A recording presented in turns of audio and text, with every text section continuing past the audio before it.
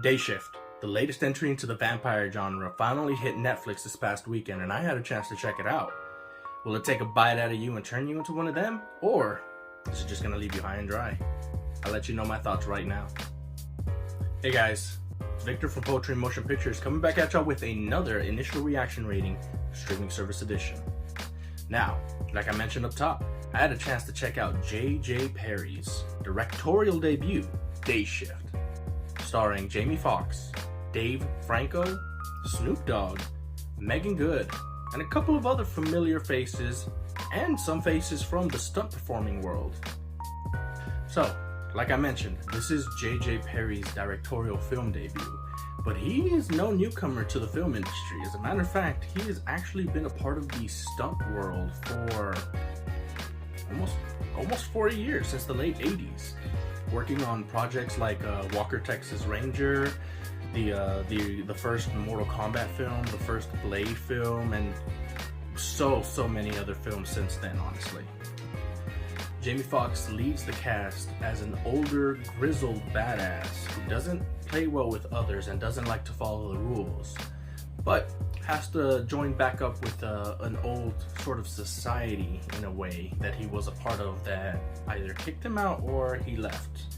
If that sounds familiar, 8711 Productions tends to work that very same character and sort of story arc with many of their films, but it's not the most complex story in any way. It's pretty bare bones simple, but again, they're having fun with it, and you can tell, and I feel like that definitely permeates through the movie, because I felt like I had quite a bit of fun with it as well, even though there were definitely a couple of things, especially in the first half, that I don't feel worked very well.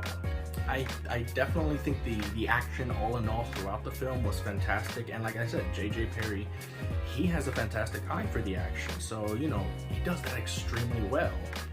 But then outside of the action, when it comes to any of the comedy or the horror, it often falls pretty flat in my opinion. But the world building, just like in many of other 8711 production films like John Wick and Atomic Blonde, it's actually done pretty well.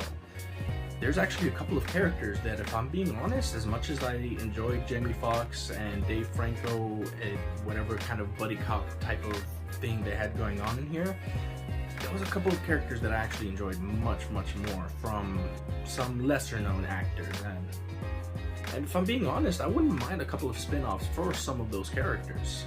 I would still definitely recommend it if you guys have a chance to check it out. It's not very long of a film, and honestly, by the end of it, I still think it was a pretty good time.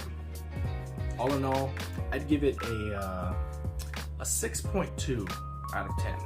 You know, just above being, you know, slightly mediocre, but not to the point where it's, you know, genuinely decent yet. But, you know, it's still a good time, so check it out. Let me know what you guys thought. And if you guys did enjoy this, go ahead and check out both our TikTok and our YouTube, Poetry in Motion Pictures. And we'll see you on the next one.